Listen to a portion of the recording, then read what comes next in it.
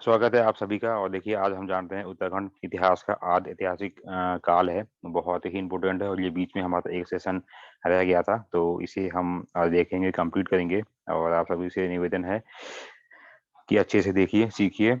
और अगर आप लोगों में से जिसने भी हमारा यूट्यूब चैनल सब्सक्राइब नहीं किया है, तो उसको सब्सक्राइब करें। ये सारी वीडियो जो है और ये रिकॉर्डिंग्स आप लोगों को वहाँ पे दी जाएंगी, मिल जाएंगी, तो आप लोगों का रिवीजन हो जाएगा साथ में। तो इस सेशन की बात हम करते हैं आद ऐतिहासिक अगर काल की हम बात करें, ठीक हो गया। तो इसमें एक चीज हमेशा ध्यान में ये रखिए। देखिए, ये जो प्रागीय है, ऐतिहासिक वाला काल था, ठीक है। नंबर वन पे अगर मैं इस सेशन को थोड़ा सा मैं आपको एक शॉर्ट में समझा दूं। देखिए, जो सबसे अगर उत्तराखंड हिस्ट्री की बात जो आती है ना, तो उसमें सबसे जो फर्स्ट जो इसमें चीज है, ये आती है ये प्रागैतिहासिक काल, आप सभी जानते हैं। दूसरा आपका आता है आद ऐतिहासिक काल, जिसे आज हम कवर करेंगे।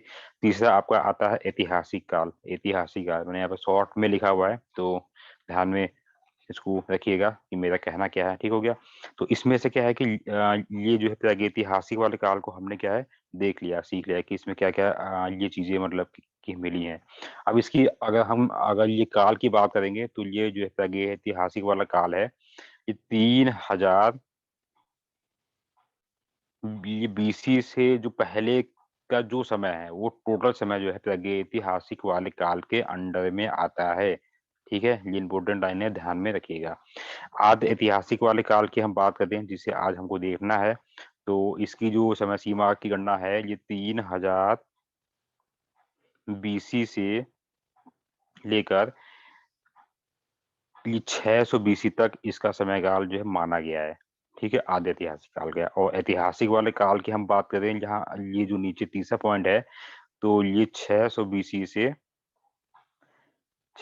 से लेकर आधुनिक जी समय तक ये माना गया है। ठीक है, तो इतनी चीजें फिलहाल आपको ध्यान में रखिएगा। और हमने कौन कौन से सेशन देख लिए हैं, ये भी जान लीजिए। ये जो फर्स्ट है आपका, ये भी ये देख लिया है हमने, ऐतिहासिक वाला काल देख लिया है। ऐतिहासिक वाले काल में हमने जो जो पहला पार्ट है, आप सभी जानते हैं कि ऐतिहासिक वाले काल को तीन भागों में क्या बांटा गया है। जो फर्स्ट है उसे कहते हैं प्राचीन काल, फिर दूसरा जो है ये है आपका मध्यकाल, जो तीसरा है ये आपका है आधुनिक काल, यही है ना। तो इसमें से हमने क्या किया है कि ये प्राचीन काल वाला हमने देख लिया है। ठीक है, अब देखिए, अब ये जो सेशन थोड़ा सा रह गया था बीच में, इसका नाम है आद ऐतिहासिक काल। तो इसी सेशन को हमें क्या करना है, देखना है। ठीक है, चलिए इसको हम कवर करते हैं। तो इसके बारे में हम जान लेते हैं कि ये है क्या और कहना क्या चाह रहा है। देखिए, इसमें से एक चीज हमेशा ध्यान में ये रखिएगा कि ऐतिहासिक जो काल है, इसी को ही जो है पौराणिक काल भी कहा जाता है। कभी आपसे सवाल देगा निम्नलिखित में से पौराणिक वाला काल कौन सा है, तो आद ऐतिहासिक काल है। ठीक हो गया, और जिसकी समय सीमा मैंने आपको समझा दी है। जितना मुझे समय सीमा अभी मैंने आपको जो समझाई है, उसे ये चैट बॉक्स में लिखकर मुझे दीजिए आंसर। हम बढ़ते हैं नेक्स्ट। इस काल के ये बारे में जानकारी जो है विभिन्न धार्मिक ग्रंथों से प्राप्त होती है। ठीक है, ये इम्पोर्टेंट है, ध्यान में ये रखिएगा। और इस काल का जो विस्तार है, ठीक है, चतुर्थ शताब्दी शताब्दी। अब यहाँ पे देखिए, अब इसमें कई राइटर जो है वो चौथी शताब्दी है यहाँ पर। ठीक है, ये शताब्दी यहाँ पर जो है जो लिखा गया है, मतलब जनरली ये 400 बीसी से लेकर ऐतिहासिक वाले काल तक की समय सीमा को कि 20 का ये समय सीमा जो भी रखी गई मानी गई है, इसी इतना ध्यान में जो रखिएगा। और पौराणिक अगर काल की बात आती है, तो इसी काल को कहा जाता है। नेक्स्ट है, वेदों में हिमालय की तलहटी पर बसे हुए गढ़वाल प्रांत का वर्णन तो ये मिलता है, लेकिन परंतु अगमांचल का तनिक भी ये नाम जो है प्रकाश में नहीं आया है। यानी अगर हम वेदों की बात करें, उस वेद में गढ़वाल प्रांत का तो नाम का वर्णन है, लेकिन कुमांचल या कुमाऊं का कोई भी वर्णन वहां से प्राप्त नहीं होता है। अगर वेदों की बात हो रही तो इन शब्दों को ध्यान से देखिए कि वेद में किसका वर्णन है। ठीक हो गया। अब है आते हैं नेक्स्ट है, ये ब्राह्मण ग्रंथों में ये बद्रीनाथ का नाम सामने ये आया है। अगर ब्राह्मण ग्रंथों की हम बात करें, तो उसमें क्या है कि बद्रीनाथ जो ये स्थान है, इसका नाम जो है उसमें वर्णित है। ध्यान में इसको रखिएगा। ठीक है, चलिए हम बढ़ते हैं आगे की ओर। आपका नेक्स्ट है, ये मैंने कल के सेशन में ये सवाल भी दिया था आप लोगों को कि उत्तराखंड का पहला उल्लेख ऋग्वेद में ही मिलता है, ठीक है। और यही जो ऋग्वेद है संसार का सबसे प्राचीन और पहला वेद माना जाता है, ठीक हो गया। इसमें उत्तराखंड को देवभूमि या मनुष्यों की पुण्य भूमि की संज्ञा दी गई है, ठीक है। बहुत इंपॉर्टेंट लाइन है, कभी भी अब आएगी, ये एक बार आ भी चुका है सवालों में कि ये जो शब्द है ये किस में वर्णित मिलता है, तो ये मिलता है हमें ऋग्वेद में, ठीक है। यानी देवभूमि एवं मनुष्यों की ये पुण्य भूमि, ठीक है। नेक्स्ट पढ़ते हैं। अब एतरो अगर ब्राह्मण की बात करें, जो ब्राह्मण ग्रंथ जो है वैसे बहुत सारे हैं, सतपथ ब्राह्मण है, ठीक है। तो वैसे ही एक है एतरो ब्राह्मण है। तो इस वाले में क्या लिखा गया है कि इस क्षेत्र के लिए, यानी कि ये जो हमारे उत्तराखंड का जो क्षेत्र है, हिमालय क्षेत्र है, इसमें इस क्षेत्र के लिए उत्तर कुरु शब्द का प्रयोग इसमें किया गया है। उत्तर कुरु, ये आपको अगर मैं कभी दूंगा या कभी भी एग्जाम में आएगा कि उत्तर कुरु शब्द का प्रयोग जो है किस में मिलता है, तो ऐतरेय ब्राह्मण में मिलता है। नेक्स्ट है स्कंद। अगर पुराण की बात करेंगे, क्योंकि पुराण भी बहुत सारे हैं, ठीक, मत्स्य हैं। अगर पुराणों की बात आती है तो सबसे प्राचीन जो पुराण कौन सा है, तो मुझे चैट बॉक्स में आंसर देंगे आप लोग। आप लोगों ने सब देखा होगा, सीखा होगा, आंसर दीजिए।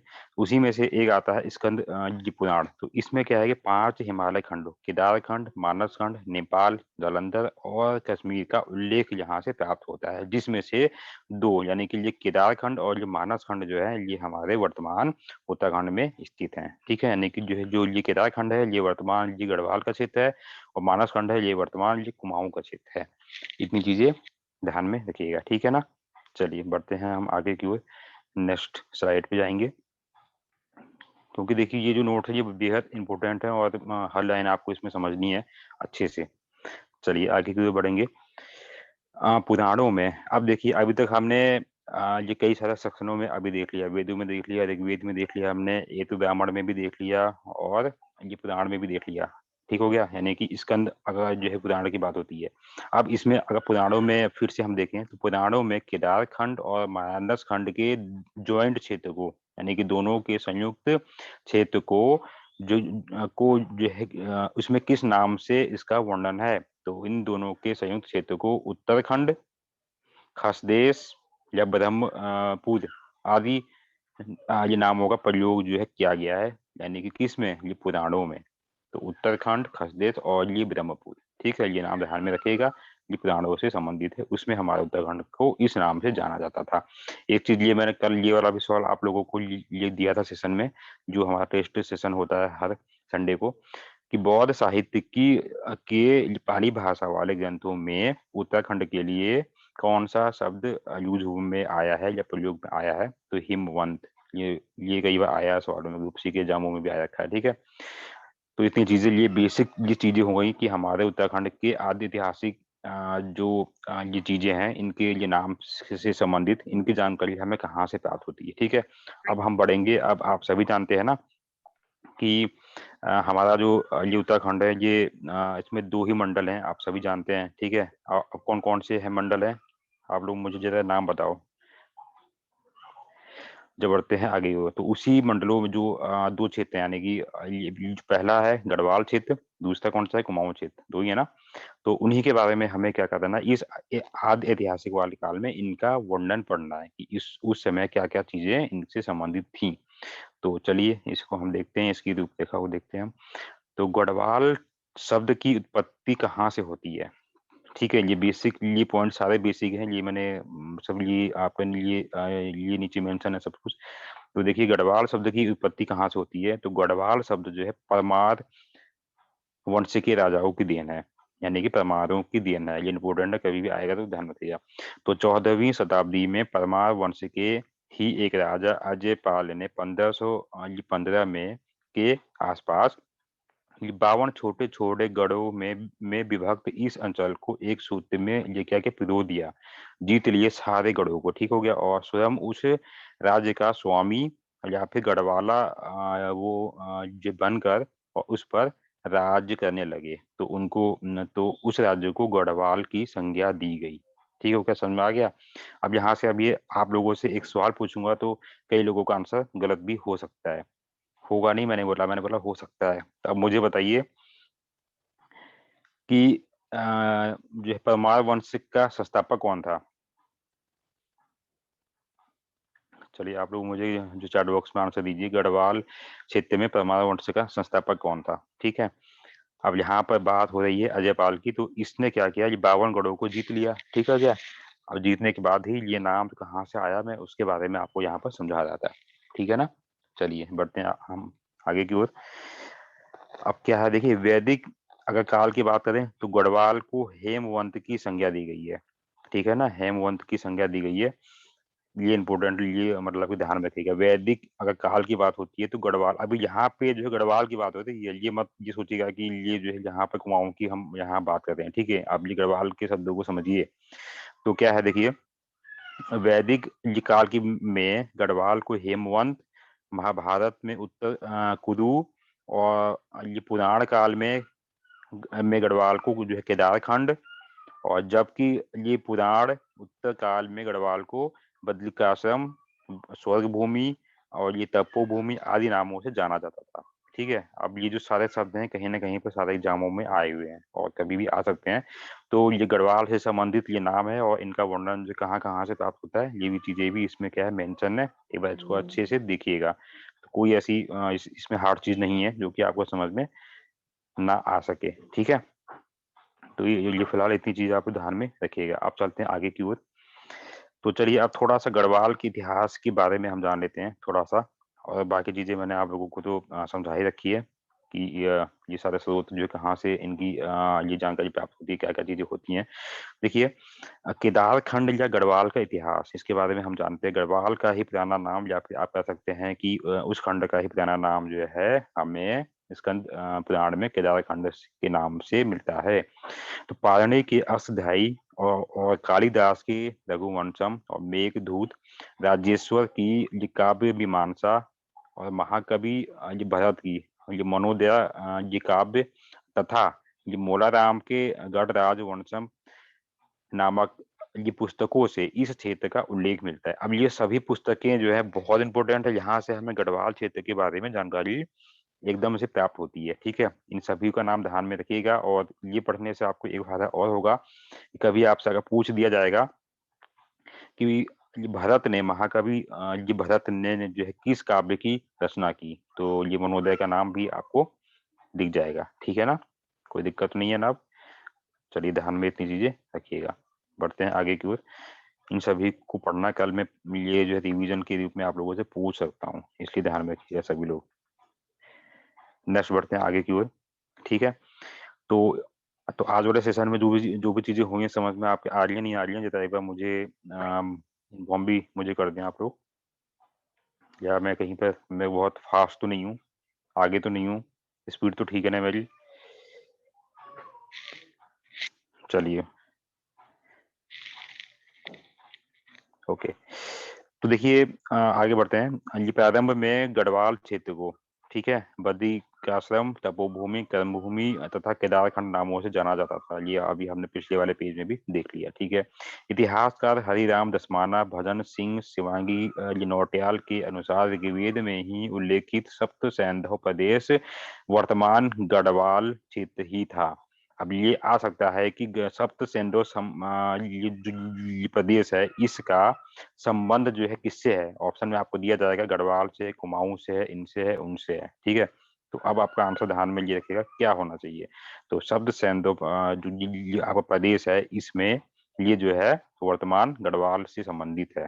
ठीक है, नेक्स्ट है चमोली के ये निकट स्थित नारद गुफा, व्यास गुफा, फिर है ये है आपका मुचकुंद गुफाओं से वेदों की रचना बादरायण या वेदव्यास ने की थी। ठीक है, तो तो यहाँ से भी इसकी मतलब जानकारी प्राप्त होती है। ठीक है, इतनी चीजें ध्यान में ये रखिएगा। नेक्स्ट बढ़ते हैं। ऋग्वेद के अनुसार ऋग्वेद के अनुसार जो है यहाँ की प्राण नामक गांव में सप्त ऋषियों ने, आप सभी से निवेदन हमारे अपना बंदी रखें। तो लिप्राण नामक गांव में सप्त ऋषियों ने प्रलय आने के बाद प्राणों की रक्षा की थी। ठीक हो गया, तो ये हमें इसकी जानकारी जहाँ से मिलती है, ऋग्वेद के अनुसार ये ऐसा मतलब की है। और यहाँ पे और क्या चीज की जानकारी मिलती है कि यहाँ के अलकापुरी जो कि क्या थी, कुबेर की राजधानी मानी जाती थी, नामक स्थान को आदि ये पूर्वज मनु के निवास स्थल के रूप में जाना जाता है किसको, अलकापुरी को। ठीक है, जो कि क्या है, गढ़वाल क्षेत्र का ही एक हिस्सा था। आगे बढ़ते हैं, नेक्स्ट है, ये पुराणों के अनुसार मनु का निवास स्थान तथा कुबेर की राजधानी अलकापुरी। ठीक है, यानी कि इसका जो ये वर्तमान जो क्षेत्र है, ये फूलों की घाटी का टोटल जो क्षेत्र है वही अलकापुरी के नाम से जाना जाता था। ठीक हो गया, को माना जाता है। ठीक है ना, तो इतनी चीजें ध्यान में रखिए, आप लोग रखिएगा। या फिर कभी कभी आपको अगर घुमा के दे देगा तो ये भी पूछा जा सकता है कि फूलों की घाटी से संबंधित प्राचीन संबंध है या प्राचीन ये नाम है, तो ये भी नाम आपको इसी से जुड़ा हुआ दिख जाएगा आपको। ठीक है ना, इतनी चीजें ध्यान रखिएगा। नेक्स्ट बढ़ते हैं आगे की ओर। तो ये सब चीजें जो हम जानते हैं, ये गढ़वाल क्षेत्र के संबंध में हम जानते हैं। ठीक है, अभी आगे जो है कुमाऊं का क्षेत्र के संबंधित भी आपका आएगा, तो इतनी चीजें ध्यान रखिएगा। नेक्स्ट है, इस क्षेत्र को, यानी कि हम गढ़वाल की बात कर रहे हैं ना, तो इस क्षेत्र को बद्रीनाथ के पास स्थित गणेश, नारद, मुचकुंद, व्यास, स्कंद आदि गुफाओं में वैदिक ग्रंथों की रचना की गई थी। ठीक हो गया ना, बस इतना ही है इसमें। नेक्स्ट है, महाभारत के वन पर्व के अनुसार, वन पर्व अब है क्या, मैंने ये आपको समझाया था ये क्या है वन पर्व। जिसको मालूम है वो चैट बॉक्स में आंसर देगा। महाभारत के वन पर्व के अनुसार ये पांडव गौड़ ये गंधमादन पर्वत की ओर जाते समय, यानी कि गंधमादन ये पर्वत बद्रीनाथ जाते समय मार्ग में सुबाहु नरेश की राजधानी में ठहरे थे। और आज श्री नगर जो है गढ़वाल का एक नगर निगम के रूप में क्या है, ये प्रसिद्ध है। और इस राज्य के निवासी जो है, जो किरात, तड़ंग और पुलिंद थे। ठीक है, तो ये नाम कभी कभी आपको ये गढ़वाल से संबंधित भी दिया जा सकता है, किरात है, पुलिंद है, और ये आपका है, ये तड़क है। अच्छा, ये पुलिंद का संबंध क्या ये कालसी शिलालेख में है क्या, मैंने ये भी समझाया था ना आपको, ये पुलिंद है क्या, इसका भी जो है चैट बॉक्स में आंसर दीजिए, ये है क्या पुलिंद, बताया था मैंने आप लोगों को।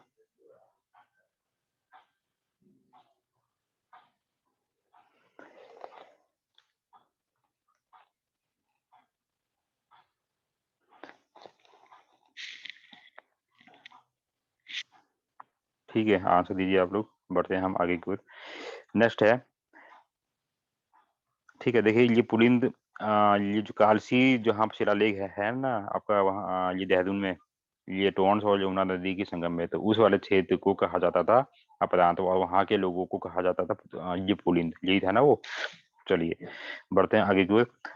टिहरी ये गढ़वाल की एक ये पट्टी में बिसोन नामक ये जो पर्वत पर विशिष्ट गुफा, विशिष्ट ये कुंड और वशिष्ठ आश्रम है। ऐसा माना जाता है कि राम के वनवास जाने के बाद में वशिष्ठ मुनि और उनकी पत्नी अरुंधति ने यहीं पर निवास किया था। ठीक हो गया, तो अब यहाँ से केवल एक ही सवाल आता है,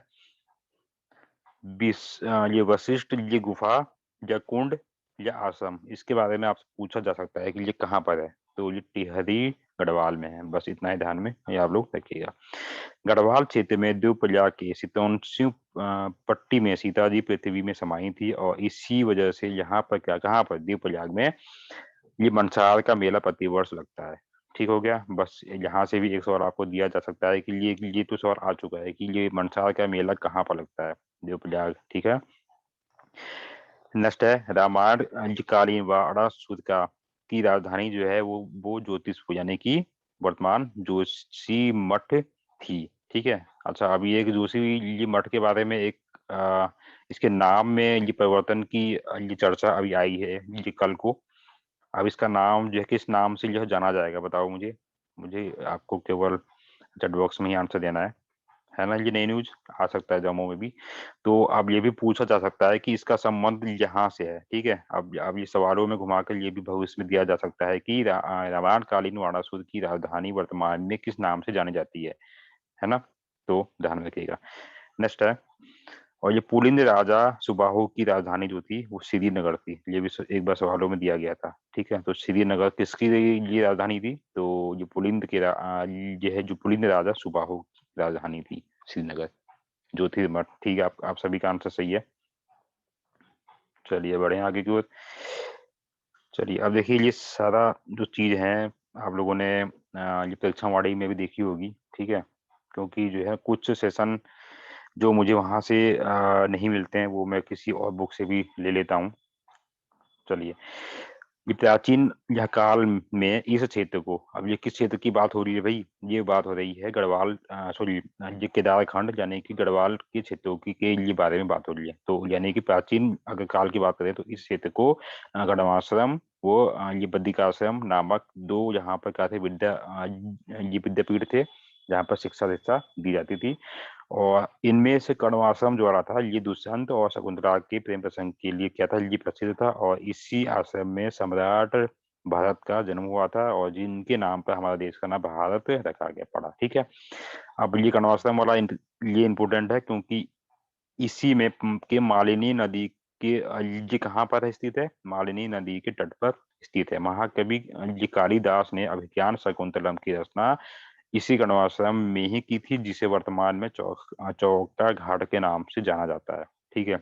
हालांकि मैं तो यहाँ पे कभी गया नहीं हूँ, लेकिन जो कैंडिडेट इसके आसपास हैं वो जानते होंगे। चलिए, मैं अगर अगर कोई है तो मुझे चैट बॉक्स में मुझे आंसर दे।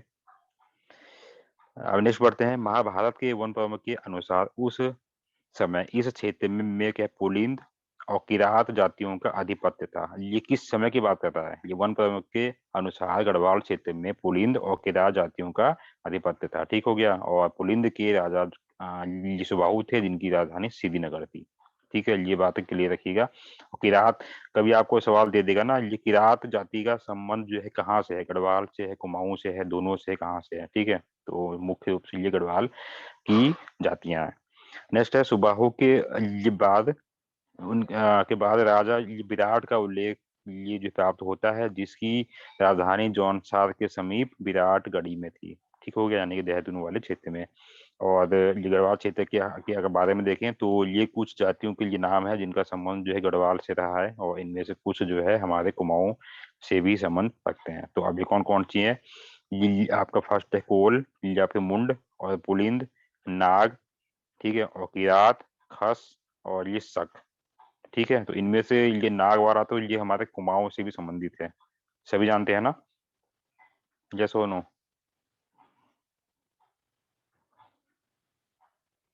चलिए सभी जानते हैं। अब आते हैं कुमाऊं पर। ये कुमाऊं, अभी तक हमने जो है गढ़वाल के क्षेत्र के संबंधित जाना है, अब हम इसी रूप को एक ये कुमाऊं क्षेत्र के रूप में हम जानेंगे, ठीक है। उसी स्वरूप को हम कुमाऊं के वे में हम पढ़ेंगे, क्योंकि यहाँ से भी कई सारे सवाल जो है आते हैं, बनते हैं। अब ये जो कहानी है ये आप सभी जानते हैं, या मैं इसको दोबारा से समझाऊं, बता दीजिए मुझे। यानी कि कुमाऊं नाम की उत्पत्ति कहाँ से होती है, तो चलिए मैं जल्दी से इसको मैं पढ़ लूं। ये कुमाऊं शब्द की उत्पत्ति में यह किंवदंती है, ये प्रचलित है कि पिथौरागढ़ जिले के की ये चंपावत तहसील में नानदेव नामक ये पहाड़ी पर विष्णु भगवान विष्णु के कुर्मों का रूप धारण कर, ठीक है, कर 3 सहस्र वर्षों तक ये क्या की थी, तपस्या की थी। अब यहाँ पे एक शब्द यहाँ पे ऊपर अभी हमने देखा कि ये पिथौरागढ़ जिले की चंपावत, ये उस समय की बात है जब चंपावत जो है ये किसमें था, ये पिथौरागढ़ के अधीन था, ठीक हो गया। और 1997 में ये क्या बन गया, ये इसमें से टूटकर और जिले के रूप में चंपावत को क्या है बना दिया गया। ये पहले जो है चंपावत के अधीन में एक ये तहसील हुआ करती थी, ठीक है ना, सभी जानते हैं आप लोग। चलिए बढ़ते हैं आगे की ओर। तो लगातार 3 सहस्र वर्षों तक एक ही स्थान पर खड़े रहने के कारण कुर्मू भगवान के चरण के चिन्ह ये जो है जो पत्थर पर अंकित हो गए, और जो अभी तक विद्यमान है, तभी इस पर्वत का नाम कुमांचल हो गया। और भी कई सारी ऐसी जो भी कहानियां हैं वो नीचे हम देखेंगे। और कुमांचल का ये प्रकृत रूप जो है बिगड़ते कुमू के रूप में ये परिवर्तित हो गया, तथा यही शब्द जो है बाद में कुमाऊं के रूप में परिवर्तित हो गया, ठीक है। तो इसमें आप लोगों से अब एक सवाल बेहद इंपॉर्टेंट पूछ सकता है कि कुमाऊं के नाम के संबंध में किस भगवान से संबंधित है ये, ठीक है। तो विष्णु भगवान का ये मतलब नाम ध्यान में रखिएगा, उसमें कई सारे भगवानों के नाम दिए जा सकते हैं।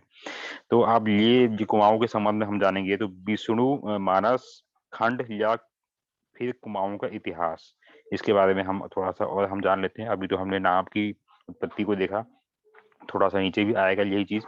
तो ये पौराणिक ग्रंथों के अनुसार चंपावत के पास स्थित जिकांतेश्वर नामक पर्वत पर इनका नाम के यानी कि इस पर्वत के लिए जो के ही नाम पर इसका नाम जो है कुमाऊं रखा गया पड़ा, और इस पर भगवान विष्णु या कुर्मा या फिर ये कच्छपा अवतार हुआ था इनका, यानी कि जो है किनका हुआ था, कछुए के जैसा रूप ये मतलब लिया था भगवान विष्णु ने, ऐसा इस जो ग्रंथों में माना जाता है। तो और बाद में इस पर्वत के ही नाम पर मानस खंड के इस क्षेत्र को कुमांचल कहा जाने लगा, जो कि बाद में धीरे धीरे स्नेह से इसमें क्या वो बदलाव होते होते वो कुमाऊं के रूप में परिवर्तित हो गया।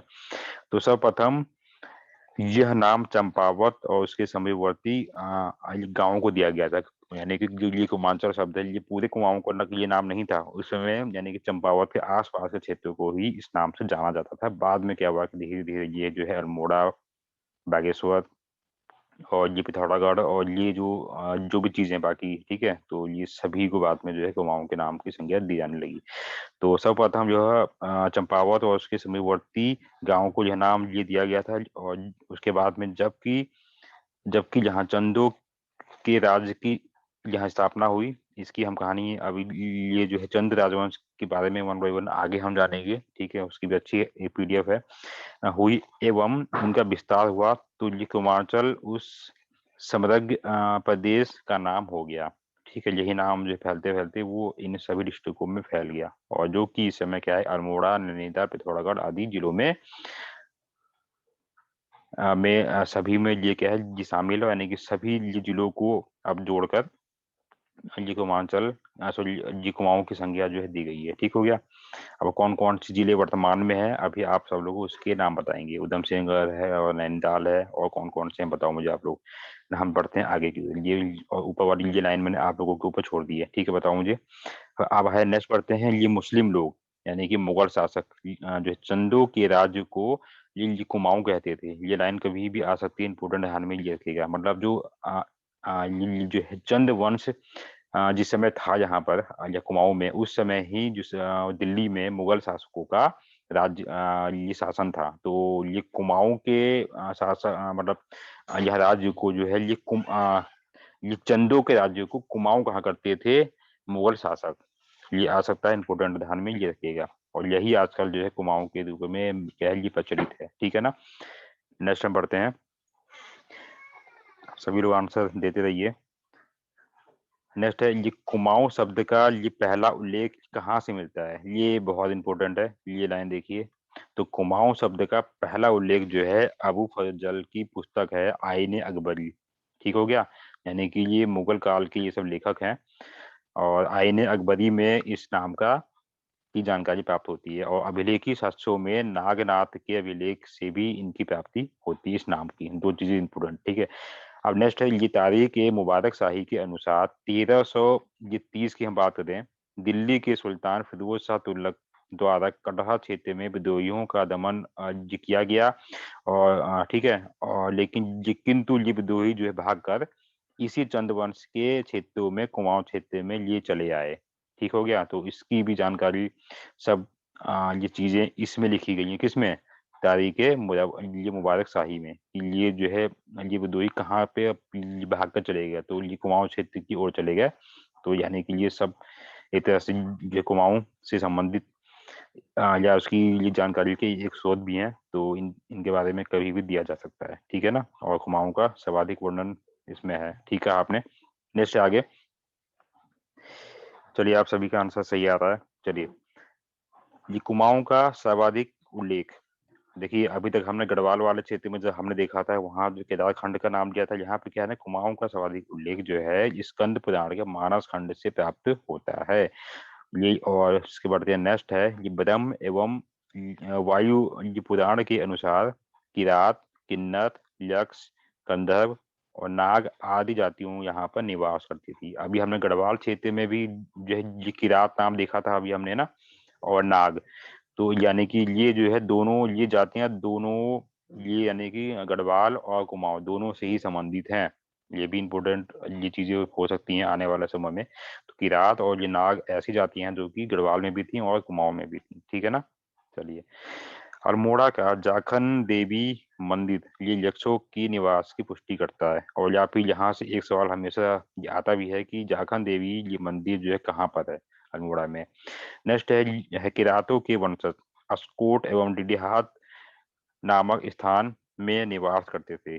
ठीक है ना? किरातों के जो वंशज थे, आने वाले जो पीढ़ी के जो लोग थे, वो यहाँ पर इन स्थानों पर निवास करते थे, क्योंकि ये किरात जो थे ये मूल रूप में ये गढ़वाल क्षेत्र के थे। जो उनके जो पीढ़ी अगली पीढ़ी आई ना, उनके जो सॉरी मतलब कि जो मूल रूप में ये जो किरात हैं, हालांकि ये कहा जाता है कि ये गढ़वाल क्षेत्र से संबंधित हैं, लेकिन अगर उनसे अगर पहले की हम अगर चर्चा करें, यानी कि इनके जो वंशज थे, वो जो है अस्कोट यानी कि कहाँ पर है, पिथौरागढ़ में है, और ये डीडीहार यहाँ पर वो निवास करते थे। उसके बाद में ये शिफ्ट होकर गढ़वाल क्षेत्र की ओर चले गए, और फिर इन्हीं किरातों के अगली जो पीढ़ियां हैं वो फिर से जो है वापस कुमाऊं की ओर मतलब कि इन्होंने रुख किया। तो यानी कि ये दोनों ही क्षेत्रों में ये पाई जाने वाली जातियां थी। ठीक है, नेक्स्ट है आगे। ये कुमाऊं क्षेत्र में बेरीनाग, धौरीनाग और कालीनाग आदि नाग देवता के मंदिरों की उपस्थिति प्राचीन काल में नाग जाति के लोगों के निवास स्थान की पुष्टि करता है। ठीक है, और इसमें से सबसे इम्पोर्टेंट प्रसिद्ध जो मंदिर है ये पिथौरागढ़ का बेरीनाग है। ठीक है, और जो कि यहाँ से हमें नागवंश की के जो पूर्ण रूप से उसकी स्थापत्य के बारे में जानकारी प्राप्त होती है, नाग जाति के लोगों की। और बाद में कुमाऊं की जातियों में जाति का वर्णन प्राप्त होता है, जो कि बहुत शक्तिशाली थी, और इस समय बौद्ध धर्म का प्रचार सबसे अधिक हुआ। ये सवाल कई बार आया हुआ है कि उत्तराखंड